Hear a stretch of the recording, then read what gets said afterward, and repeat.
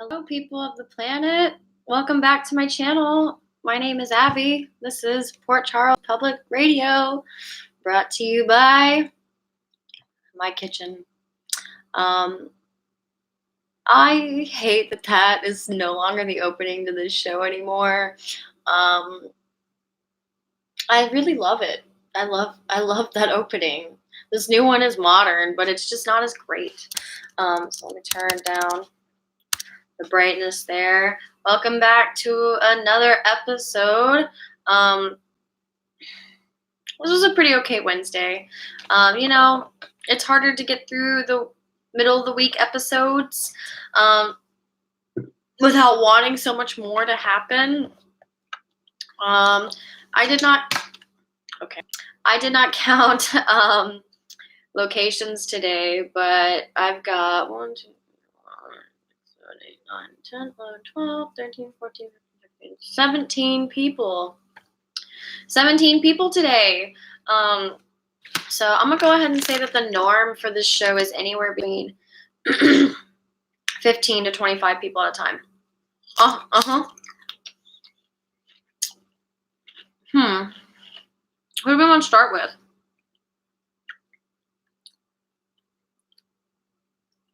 Let's start with Nick and Ava. Fucking Nicholas. He has decided they get to the MetroCorp, and she's like, "You forgot to leave the house without your, kiss this morning," and kisses him. And he turns around and he says, "People are watching." First off, no one was watching. And then Ava's like, "Let him watch. We're the new hot couple in town. Here's the prenup, by the way. You forgot that too." So she gonna keep pushing the prenup, and he's not signing it. And I think he's not signing it because he's still secretly married to Hayden. He didn't get a divorce from Hayden, so he can't sign this prenup. I don't know if it's null and void, or if it's like fraud, or if like she gets everything she's entitled to in that prenup. If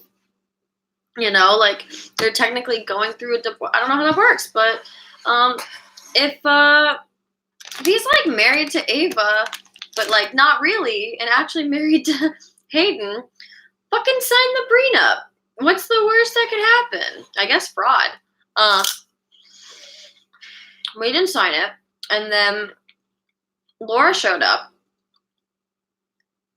and she was like, "Yeah, Ava, you could stay because we still got to talk about the Spencer problem. Spencer still doesn't know that you're alive, dude. What are we gonna do about that?" And he was like, "Well, yeah, I think you're right. I don't think this is something we should do over the phone. So I'm gonna go to France to go see my boy."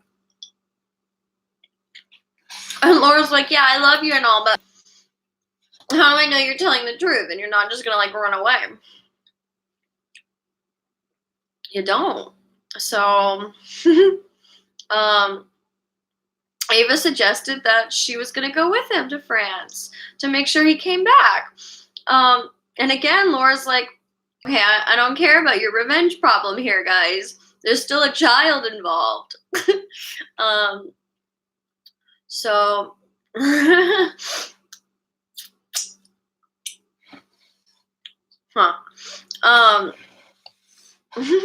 so they're gonna run off to Paris together, and I hope something fun happens there. Maybe they'll run into Hayden. That would be cool, because we don't know where the hell Hayden is. Presumably, she could be in Europe. She could be. We don't know. Yeah, she was like, "Let's consider it another honeymoon, or an actual honeymoon for us, but with separate bedrooms." Maybe he's gonna come back with Hayden and no Ava. We just like won't see what's happened. That could be a prediction. They'll just come back with we're not gonna see any of it. Anything that's happened in France, and Nicholas will just come back with Hayden and Spencer, and they're just gonna be happy-go-lucky because he's still married to Hayden, and that that's gonna keep Spencer on his side because Spencer really wanted Hayden to be his mom, or I think he wanted Britt to be his mom, but he would have taken Hayden. Um, so, and then there's not gonna be Ava. That'd be funny. We don't know what happened to Ava, you know. And it's like, oh, you didn't kill Ava, did you? And it's like, nah, she just got lost. That would be funny. So Nick and Ava are off to France. Yeah, my prediction is they're going to bring Spencer back. Not that we're actually going to see anything in France. That would be really cool, but they have yet to show us any France things before, except for whenever. Yeah, no, it was always hotel rooms that they got boarded up in, or like cottages. That was it. Even I think when they were on their way to Paris or something, maybe they ended up in Canada. I don't know. So we can move on from Nick and Ava. Carly and Sonny and they were in once. I'm glad that they waited to bring Carly and Sonny back in to the scene until Wednesday. It was a nice break. I'll go ahead and put that one out there. Oh wait. Yeah, we've taken a break from them. They were discussing Mike again. You know, it sucks having a parent go through Alzheimer's and dementia, and it really sucks that you can't do anything about it. Sonny, who has a lot of money and power and influence, is trying everything he can. I mean, he got handed this piece of paper about this trial that he really thinks he can just buy his way into, you know? And whether or not this procedure will prolong his father's life, or his father's like passing, or, you know, Alzheimer's issue or not, he's still going to give it a try. You know, everyone's trying to talk to him about it. He's just still going to do it. And I guess when you have the means to do stuff like that, you got to try. You can't, I guess you can't really fault him for being able to do that.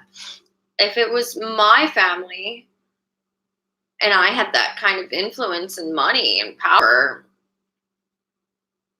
maybe if that was what my parent wanted. I think that's the difference between Sonny and Mike and other parents, is that they didn't have enough time together to really know it, like what his wishes are. But he's going to go through with it despite Stella coming into town to try to talk him out of it. That sucks. I hate that. Because my grandmother had Alzheimer's and it turned into dementia, and she wanted to be a DNR, and they still tried that because they're like, her husband wasn't there to tell them don't resuscitate her, and she lived a very unhappy, slow death for like a year and a half, 2 years after that, in a super decline, in a vegetative state almost near the end, and that's exactly what she didn't want.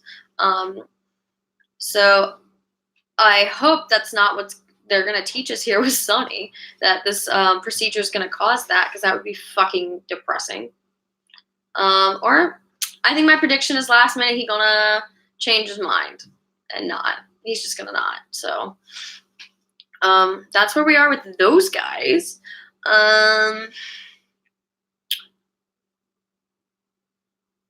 Yeah, we can go back to let's go back to Dusty and Lulu.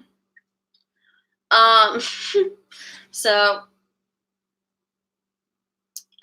yeah, she gets him back home and is like, tell me the truth about Brooklyn, man, after they had their nice cut back and forth between Brooke's story and Lulu's story at the police department. That was a really good cut together tech team. I like that. They let everybody go.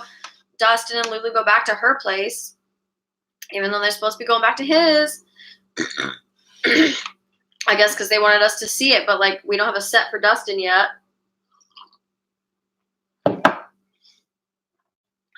So he does everything he can to avoid not everything, but he eventually tells her that, she was a cocktail waitress at a bar who started singing, and he fell for her songs because he was a musician writing music at the time.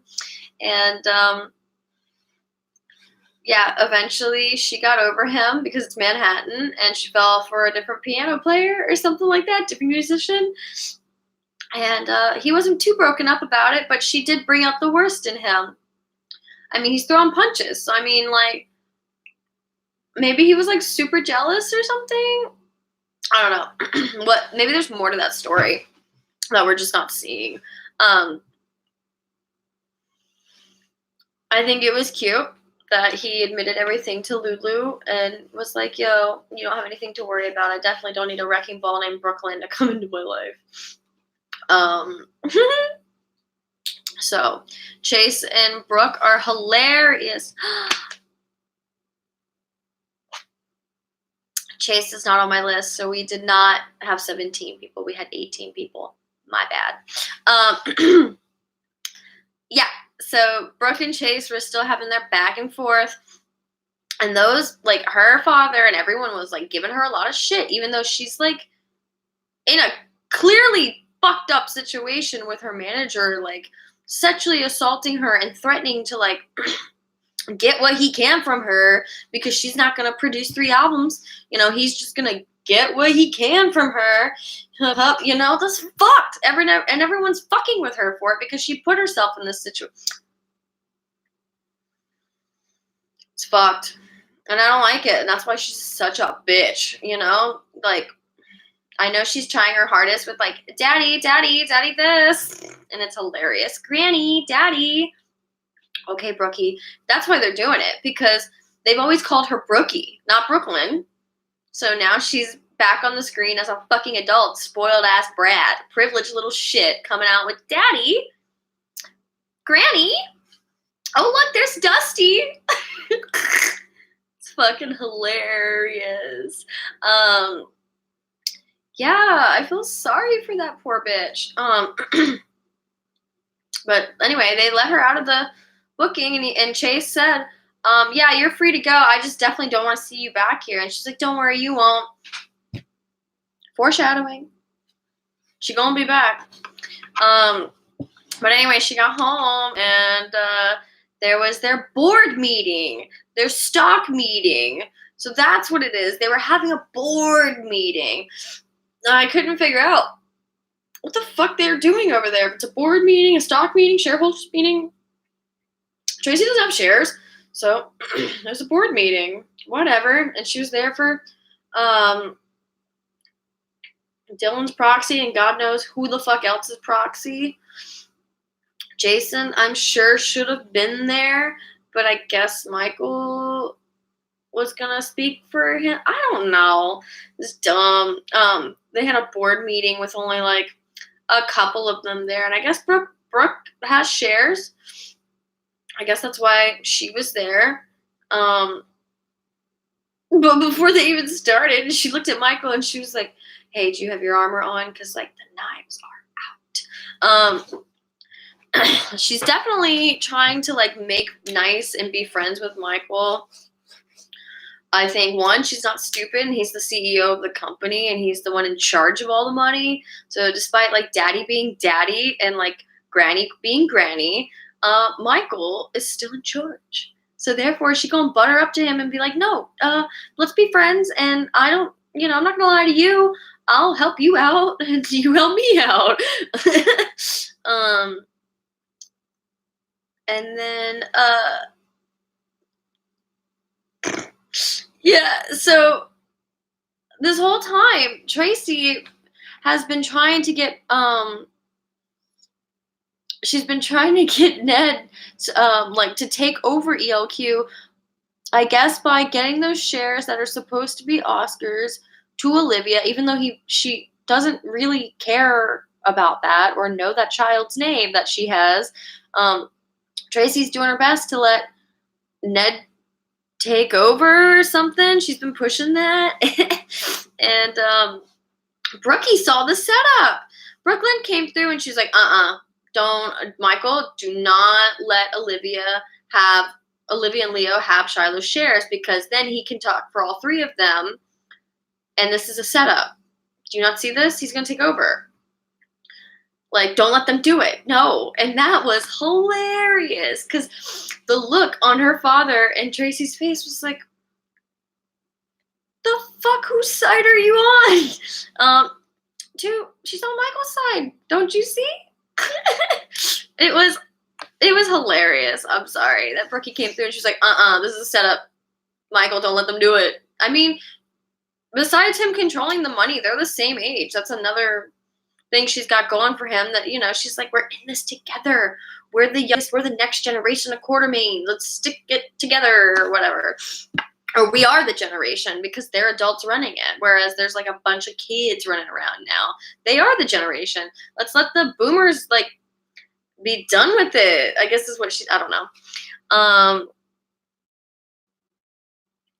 Yeah, so we talked about all of those people. Michael was like, no, I think Olivia can speak for herself. And she said, why, thank you. That was hilarious. Last but not least, we have Nell, Michael, Harmony, Jason, and Willow, all at the memorial service for Shiloh. Fucking Nell Benson, man. And Chase. They all just showed up to see her crazy ass talk about how her and Shiloh just fell in love. And she just wants what's hers and what's owed to her. And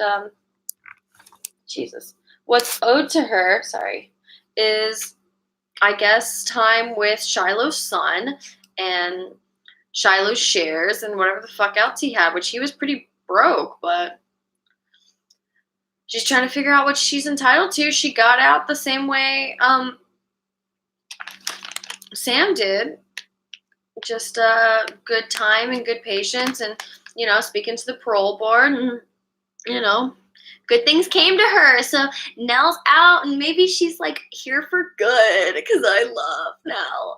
Fucking crazy ass Nell. Let's keep Janelle on the screen. Her name is Nell Benson Archer, no hyphen.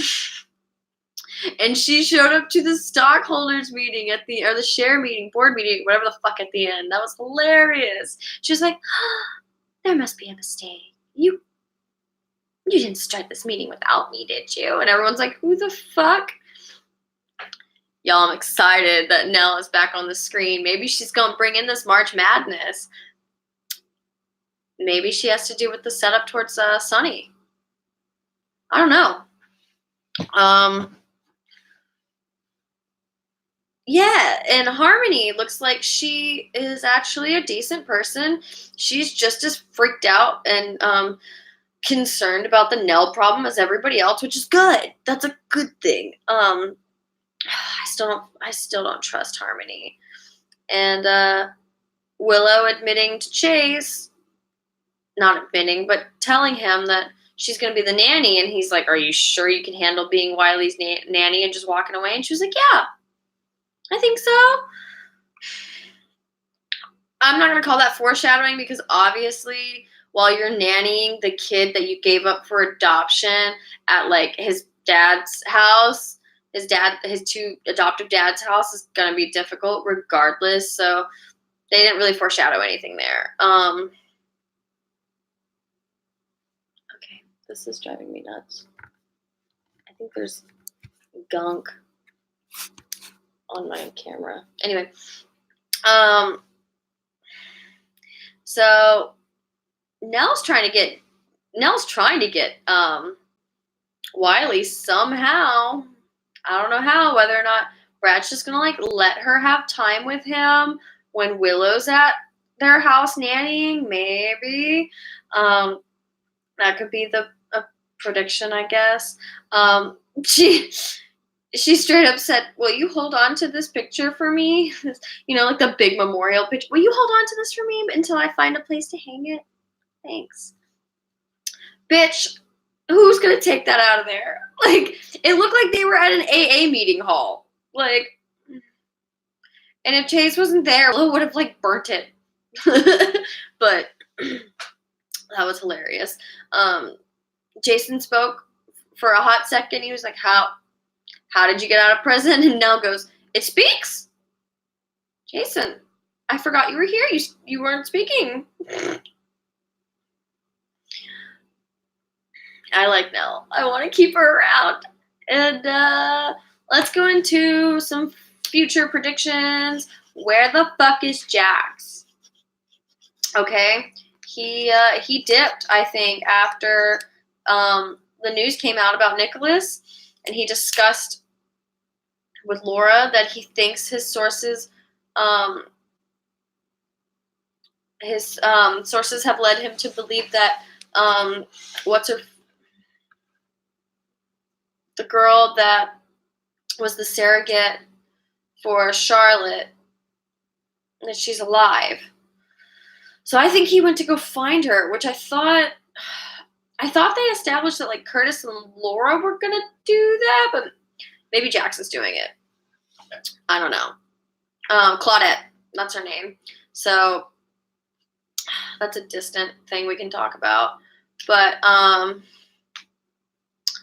gonna go ahead and I don't really have a prediction. I really don't. For the rest of the week. So we'll just see how Thursday goes. We're gonna see how tomorrow goes on this one. Yeah, thanks for watching, and I'll see you guys tomorrow. Peace to the planet.